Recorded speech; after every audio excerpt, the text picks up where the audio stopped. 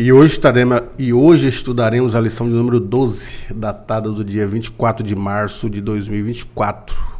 O tema dessa aula é o papel da pregação no culto. O texto áureo, 2 Timóteo 4:2. Que pregues a palavra instes, a tempo e fora de tempo, redárguas, repreendas, exortes, com toda longanimidade e doutrina. A verdade prática, pregar a palavra de Deus é a sublime missão da igreja. É por intermédio do ministério da palavra que vidas são salvas, transformadas e edificadas. E hoje, para falar sobre a pregação bíblica, o mistério da palavra e também os objetivos da palavra, que é revelar as escrituras, iluminar a mente dos pregadores e educar a igreja naquilo que Deus tem preparado para ela. Igreja edificada, igreja montada, é a primazia da palavra e também é por ela que é discipuladora. Chamamos aqui nosso parceiro do programa evangelístico, irmão Wesley Rodolfo. É parceiro, irmão Wesley. A paz do Senhor, pastor Gesiel, a paz do Senhor, assinantes do canal EBD em Ação. Uma grande satisfação estar aqui mais uma vez para juntos meditarmos em mais uma lição bíblica de escola dominical, e tenho certeza que nós teremos uma aula produtiva, edificante e abençoadora para toda a igreja. Irmão Wesley, nesse primeiro tópico da nossa lição, ministério da palavra e seu propósito, a pregação como proclamação. Então, o propósito sublime da palavra, conforme nosso comentarista, irmão José Gonçalves, ele disse que a palavra está no fato de revelar a Deus. Deus se revela através da palavra. Aliás, ele é a palavra, o verbo se fez carne, né? E habitou entre nós.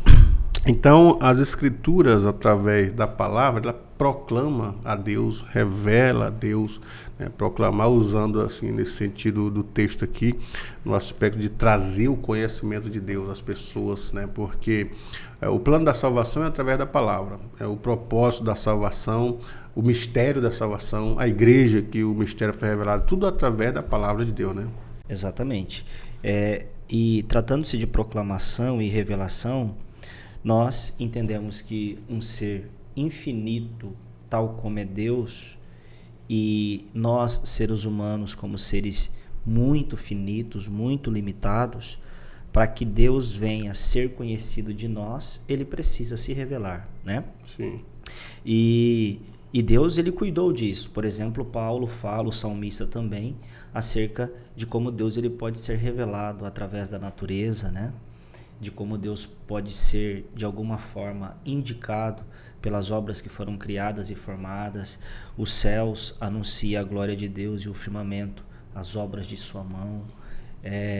Todas as coisas que se veem, claramente se veem, e pode ser conhecido Deus pelas coisas que foram criadas, enfim. Mas a palavra de Deus, ela é a revelação que chamamos especial. A revelação especial de Deus é tanto a palavra escrita, que também é viva, e a palavra encarnada, que é Cristo. A maior personificação de Deus nós encontramos em Jesus, mas a palavra o revela. E por isso que a pregação no culto deve ser uma pregação de proclamação, onde Deus será conhecido, Deus será revelado para aquele que está ouvindo. Daí nós temos uma imensa responsabilidade ao pregar a palavra. A palavra de Deus já é a revelação, então basta que nós a expomos ao povo, para que o povo então possa ter conhecimento dela, e tendo conhecimento dela, conhecer a Deus. Então, isso nos coloca numa responsabilidade grande, mas também um privilégio de poder ser um canal onde Deus se torna revelado e conhecido das pessoas. E temos um caso emblemático, conforme o segundo ponto aqui, que é o caso de Lídia, em Atos capítulo 16, versículo 15. O texto fala que ela ouvia a pregação feita por Paulo, e com isso abriu o coração, inicialmente, a palavra alcançou a mente dela, o entendimento dela, e a pregação foi o instrumento pelo qual Deus se revelou a ela, ela entendeu e se converteu, né? O que a gente percebe aqui? Que Deus é glorificado na revelação da palavra. As pessoas, como disse Paulo mesmo, quem disse isso, o Deus desse século cegou o entendimento dos incrédulos para que não resplandeça o evangelho da glória. Agora a palavra abre o entendimento. Eles, como diz o texto aqui, de sorte que a fé é pelo ouvir, e ouvir a palavra de Deus. Quando eles ouvem a palavra, vem a fé, vem o crer, e eles, crendo novamente, eles têm escolha, né?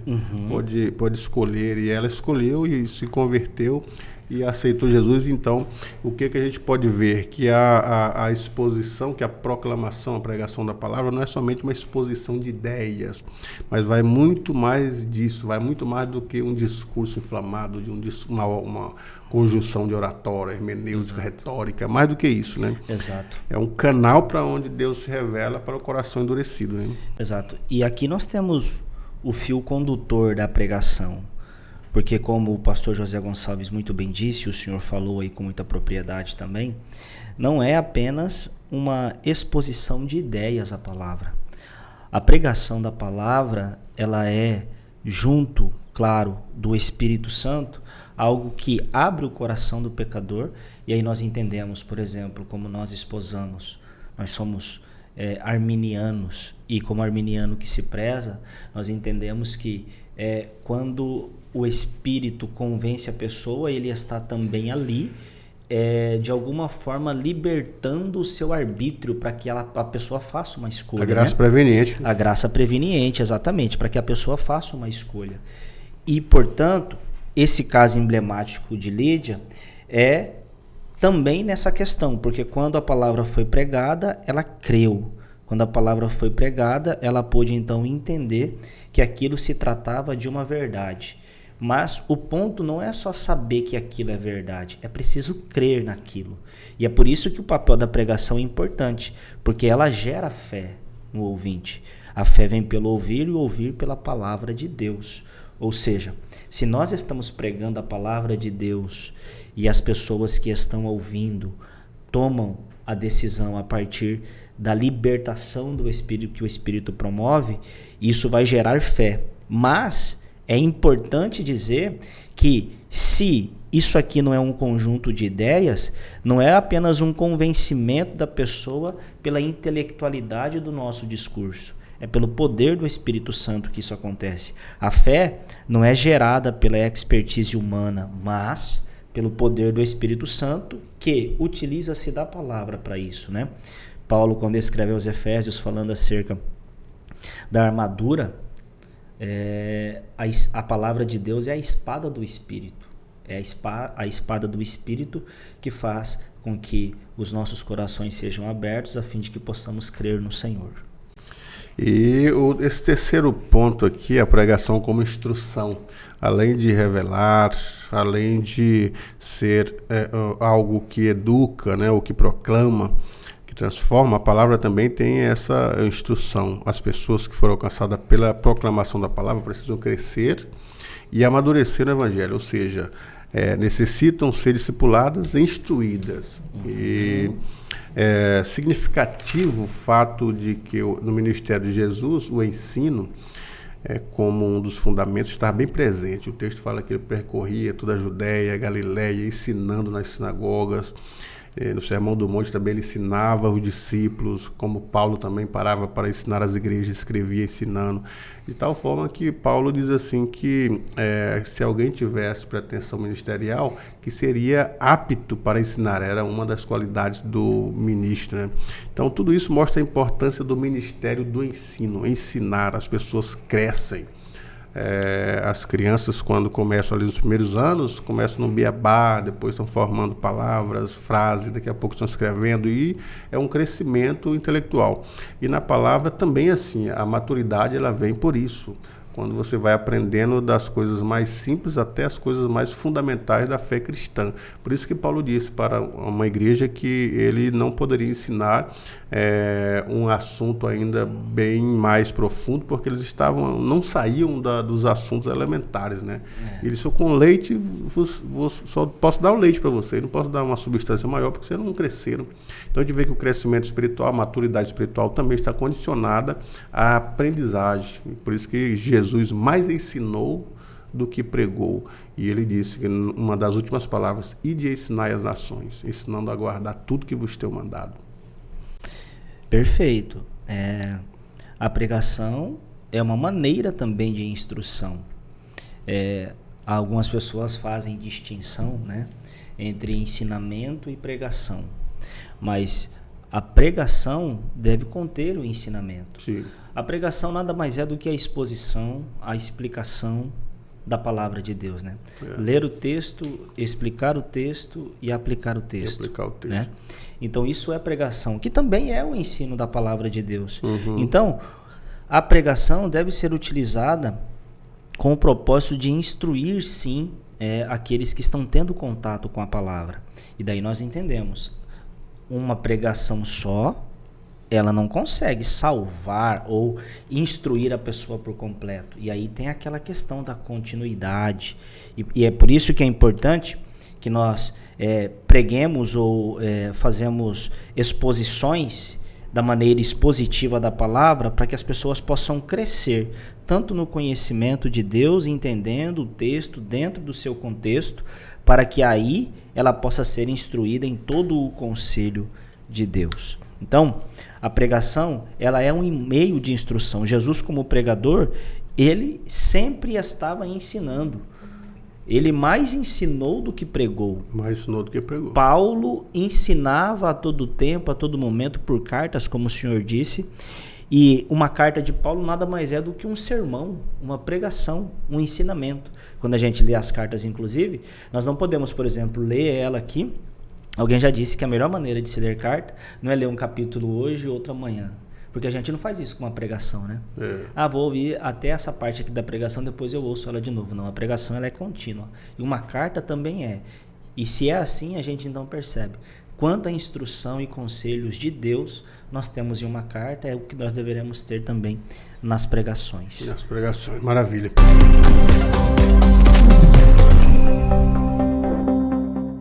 Agora, no segundo tópico da nossa lição, o ministério da palavra e a sua importância. E uma das importâncias da palavra é a edificação da igreja. A palavra tem a importante função de edificar a igreja. Essa edificação, ela vem pelo confronto que o Espírito Santo traz pelo ministério da palavra, que exorta, que consola, que ensina, que edifica, né? Que confronta os erros das pessoas, moldando ela a partir das características, né, de um cristão, conforme a Bíblia explica. Então, às vezes, isso pode vir em um tom de elogio, como Paulo disse aos Coríntios, né? Ou em uma forte repreensão. Então, o termo grego paraklesis, traduzido como exortar e consolar, significa um chamado para ajudar, um chamado para encorajar. Ele chama as igrejas ali de Corinto, dizendo que não vou louvar vocês. Aí explica por quê. Porque vocês estão fazendo isso. Aí ele elenca ali uma série de atitudes erradas e pecaminosas, e depois ele dá o consolo, né? Não, você deve tratar isso para que tenham uma vida ilibada. Então, ela ocorre no Novo Testamento muitas vezes, e assim vemos Paulo solicitando a Timóteo que persistisse em ler, quer dizer, porque ele precisava ensinar, tinha que aprender. Então, ele tinha que ler para depois ensinar a palavra e exortar, que era ajudar as pessoas que estavam com dificuldade na caminhada espiritual e encorajá-las, os que estavam desanimados. Então, exortar significa isso. Muitas pessoas têm tido essa palavra exortar como dar cajada, repreensão, né? Repreensão, só isso. Mas a palavra em si ela tem esse sentido de ajudar. Então, encorajar, ajudar os que estão fracos e encorajar quem está desanimado, né? Consolando também, Consolando, né? Exato. A edificação do corpo de Cristo é o grande propósito, inclusive, de todos os dons espirituais, né? E quando nós aplicamos isso à pregação da palavra, o propósito de Deus não é diferente. E aqui a gente, por exemplo, entende como o pregador deve ter responsabilidade, né? Não utilizar-se do culto para fazer desabafo. Ali, na hora do púlpito, não é a sua voz, não é o seu pensamento. É o que a palavra de Deus diz e o que Deus quer. Às vezes é difícil que a gente se esvazie, né, para que a gente possa proclamar, mas essa é a ideia, que nós deixemos as nossas questões de lado e preguemos a palavra de Deus. Só que tem ocasiões em que nós sabemos o que está acontecendo e até o próprio Espírito Santo nos concede palavras para que possa resolver situações específicas. Mas o propósito da pregação em geral é o de edificar a igreja. O propósito da pregação é de consolar, encorajar. E o encorajamento aqui não é aquele encorajamento coach, né, apenas. O seu potencial. Você... Jesus Cristo no seu lugar faria a mesma coisa, pecaria também, né? Você é o ponto fraco de Deus.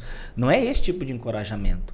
O encorajamento é, inclusive, dando-nos aconselhamentos para que possamos vencer, sobretudo, o nosso último senhor, que era o pecado. Entendendo que agora nós temos um novo senhor, que é Cristo, né? Sim. Encorajando, inclusive, para que nós possamos vencer o pecado. Entendendo, sobretudo, a nossa posição nessa questão, porque somos pecadores e, portanto, pecamos. E a ideia da consolação e da edificação e do encorajamento é essa, fazer com que nós entendamos, né, a nossa verdadeira posição. Nós já falamos aqui nesse trimestre ainda, né, sobre o perigo da teologia coach, porque a teologia coach ela até fornece um encorajamento, mas é um encorajamento que faz com que as pessoas não entendam ou não saibam qual é a sua real posição diante de Deus, da sociedade, da igreja e dos irmãos, né? Não é que eu seja o melhor. A questão é, nós não somos também menores ou piores do que ninguém, mas todos nós somos pecadores que dependemos da graça de Cristo e não há suficiência em nós para isso. Nós precisamos de Jesus. E a pregação tem que ter esse cunho de encorajar, de exortar, de consolar as pessoas, porque o propósito da pregação também é a edificação do corpo de Cristo. Então essa palavra exortar e consolar, paráclesis, vem da raiz parácleto, que é consolo, né? É consolar, e advogado, que é o ajudador, né? Então o segundo ponto desse segundo tópico é a formação de valores. Então a pregação é um importante instrumento para a formação de uma consciência cristã. Quando ouvimos a palavra, quando aprendemos a palavra em si, nós temos uma mente diferente. A consciência cristã é fundamentalmente bíblica. É aquilo que a gente está falando sempre ali da cosmovisão cristã, né? Exato. Você crê de uma forma, pensa de uma forma e age de uma forma. De que forma nós pensamos?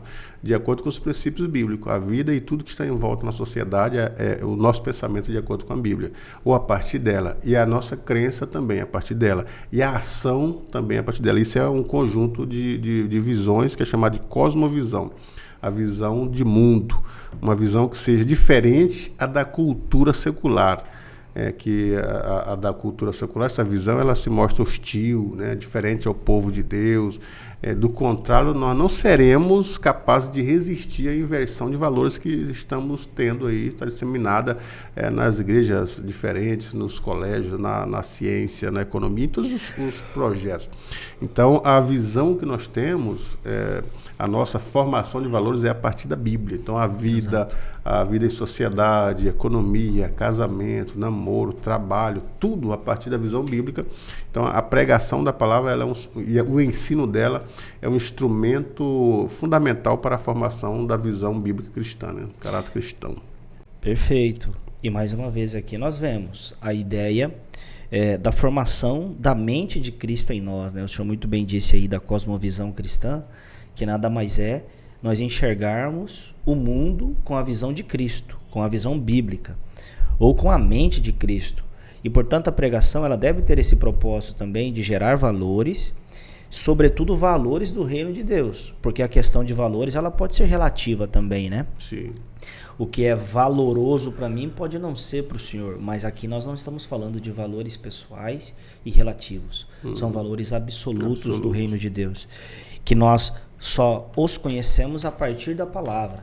E se a palavra é uma proclamação, devemos nessa proclamação deixar claro quais são os valores do reino de Deus, que muitas das vezes está em contrapartida com os valores do mundo. O que o mundo valoriza, para a Bíblia não tem valor algum às vezes, né? E o que tem valor nas Escrituras, ao mundo não tem nenhum valor. Então nós precisamos compreender isso, e é na pregação da palavra, no ensino da palavra, que nós seremos instruídos a valorizar aquilo que Deus valoriza, né? E isso é fazer com que nós formamos valores, geramos valores nas pessoas, mas os valores que são os valores corretos e os valores de Deus. Nós não podemos, em hipótese alguma, coadunar com o mundo no que diz respeito aos seus valores, e principalmente quando esses valores culturais estão na contramão dos valores divinos.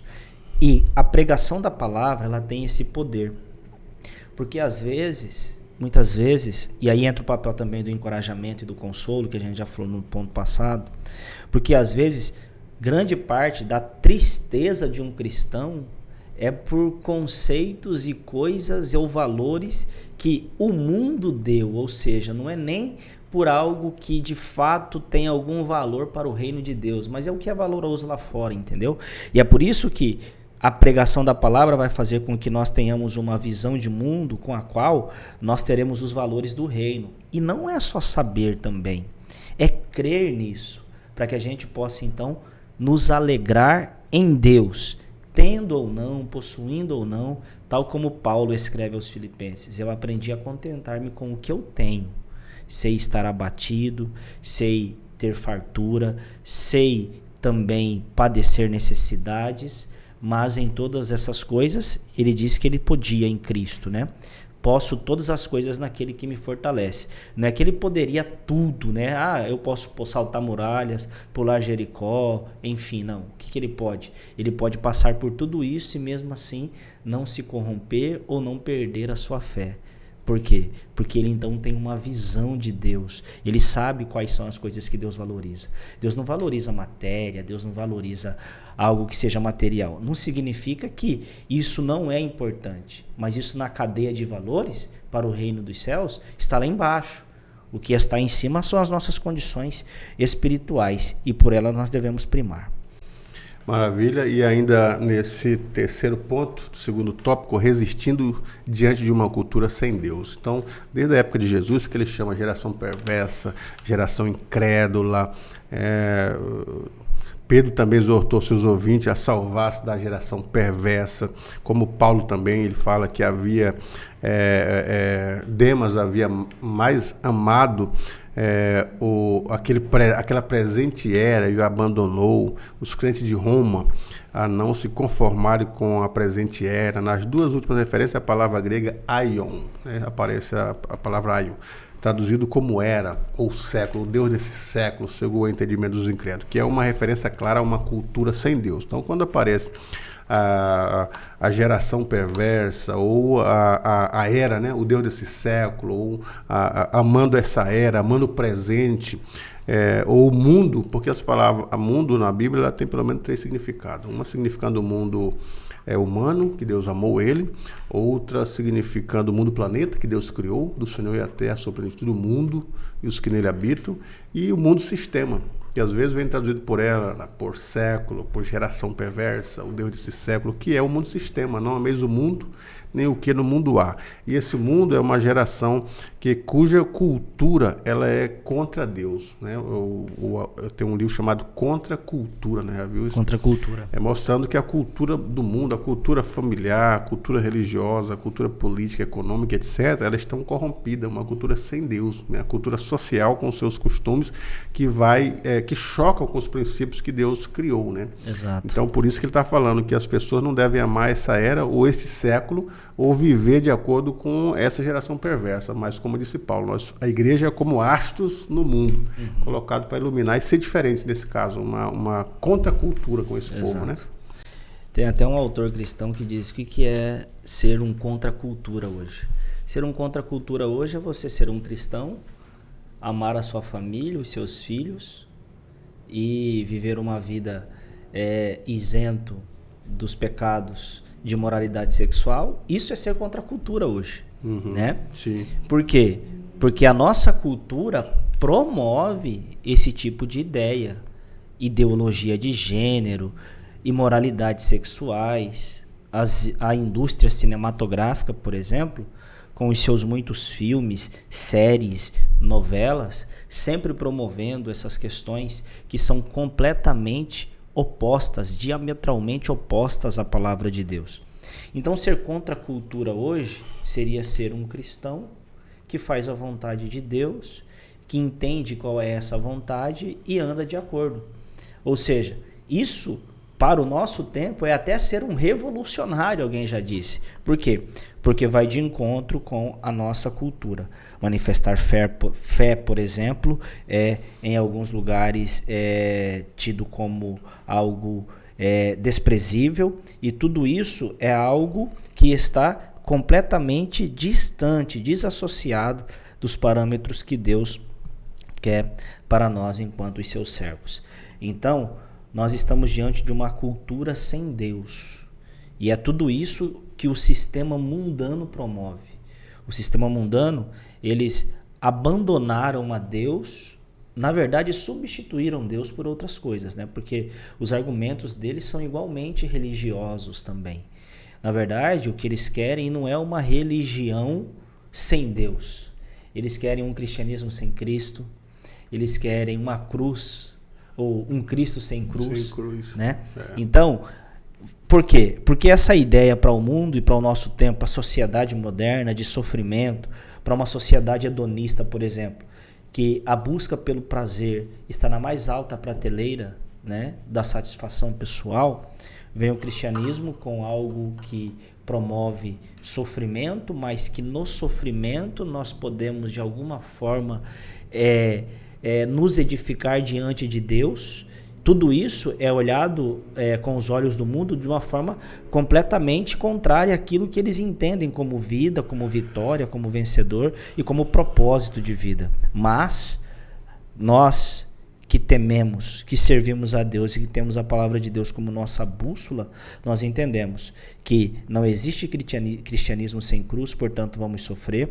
Inclusive, para resistir a essa cultura sem Deus, é necessário algum sofrimento. Mas com a proclamação da palavra, com a pregação da palavra, fazendo com que a mente de Cristo seja cada vez mais evidente em nossa vida, nós podemos sim resistir a essa cultura sem Deus. Tem até um livro chamado O Cristão na Cultura de Hoje, Charles Colson Nancy Pearce, né? Muito bom, falando sobre esses assuntos aí.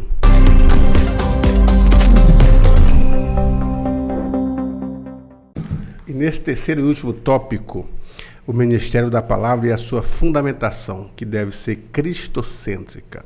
Então a Bíblia diz que Felipe desceu a Samaria e pregava a Cristo. A pregação ela é cristocêntrica. Cristo é o tema central da Bíblia.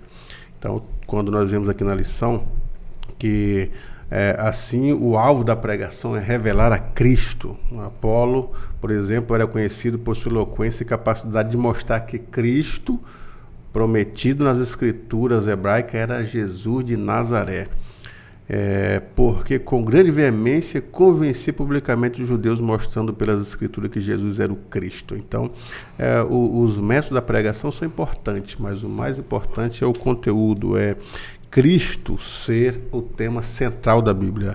Métodos é importante, oratória é importante, homilética é importante, mas o fundamento da pregação é a palavra centrada em Cristo. Cristo é o tema central, desde Gênesis até Apocalipse, a Bíblia fala de Cristo, e ele é tão central assim que dividiu a história em antes de Cristo e depois de Cristo. Então, tinha um professor que dizia assim, ele é tão central que ficou entre dois malfeitores, para mostrar o centro mesmo da vontade de Deus para o mundo, que o centro da vontade de Deus para o mundo não é você, Wesley, é Cristo.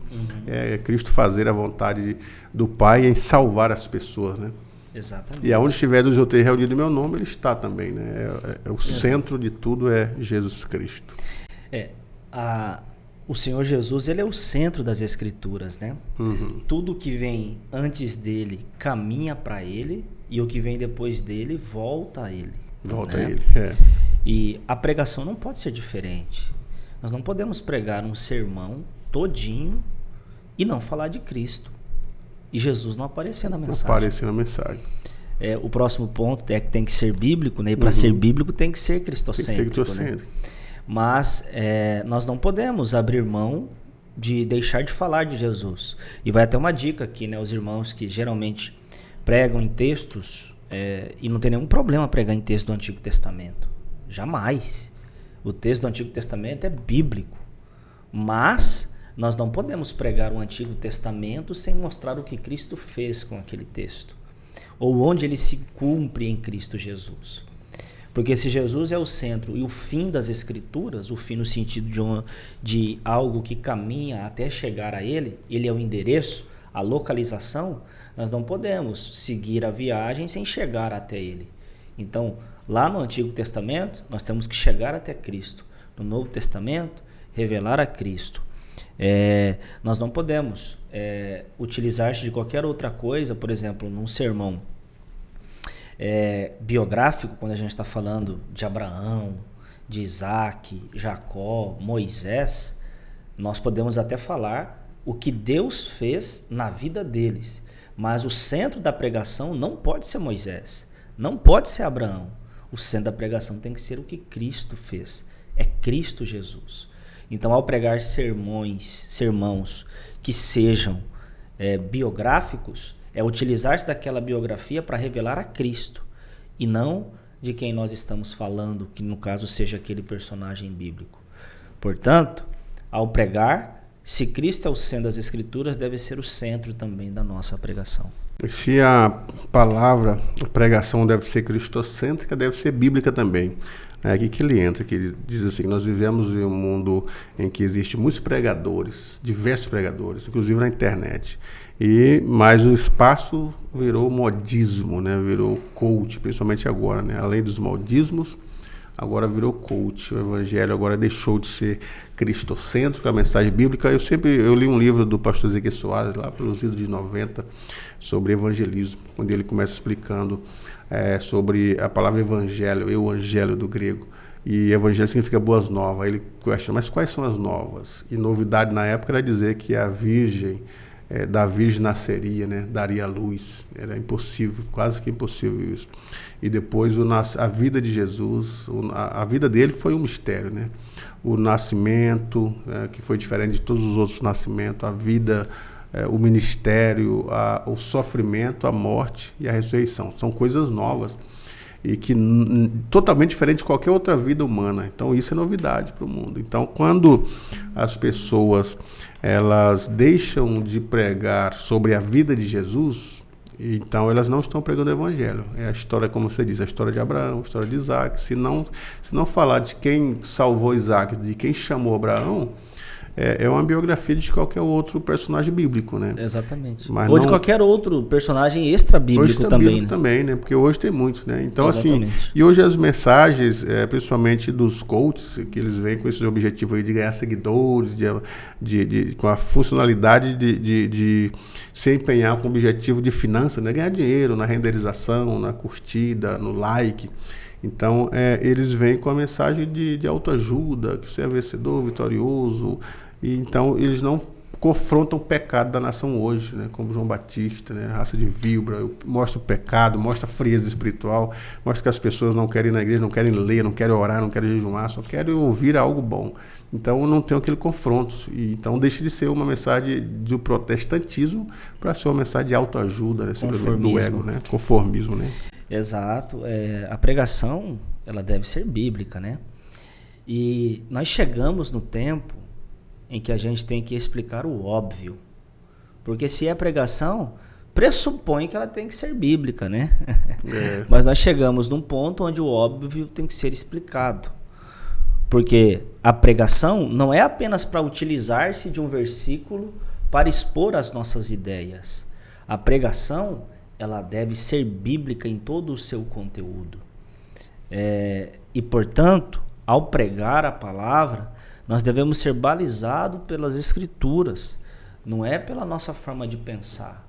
Não é como nós achamos. Não é o que nós pensamos. É por isso que boas mensagens, e a gente está falando boa aqui, não no sentido daquelas que o povo aplaude. Porque se tem uma coisa que nos últimos tempos tem sido muito nocivo para a igreja, é a questão do status que a pregação traz ao pregador. E isso, às vezes, faz com que as pessoas busquem ou queiram ser pregadores, não pela responsabilidade de pregar a palavra em atendimento a um chamado divino, mas pelo status que a pregação pode promover a um pregador. E isso é perigoso, porque e às vezes faz com que as pessoas deixem de observar vários e muitos princípios de uma homilética sadia ao pregar a palavra, né? Sim. E aí, a pregação, quando ela não é bíblica, ela é uma pregação que visa resultados visíveis, palpáveis e meramente humanos. Agora, a pregação, quando ela é bíblica, e se é a palavra de Deus, o pregador não tem de se preocupar com o resultado, porque o resultado a Deus pertence da pregação da palavra que é sua, não nossa, né? Sim. Então, a palavra tem que ser bíblica. Se nós não cremos que a Bíblia tem poder para transformar, e a gente pensar que o que transforma é a forma como nós distribuímos isso intelectualmente, tem um problema sério aí. Porque a pregação é que transforma. Quem transforma é a Bíblia, a palavra. Não somos nós, pregadores. A mensagem é maior do que o próprio mensageiro. Por quê? Porque ela contém aquilo que é o centro das Escrituras, que é Cristo. Agora, se nós estamos pregando qualquer outra coisa menos as Escrituras, pode até ser que tenha algum resultado visível e palpável, mas será apenas isso. Porque o propósito da pregação não é isso, apenas isso, melhor dizendo.